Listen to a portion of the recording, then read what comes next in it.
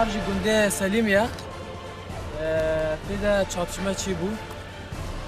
Ev jî doşka waya hevala derbekî xweş li vê doşkayê dan doşka 23 ye Şêlkaya. û Şêlka jî vê de imha bû. Hinek cinazê wa jî têde bûn, cinaza parça parça bûne. Niha gund temametî destê yekîneyê parastina del de ye û operasyon dewam e.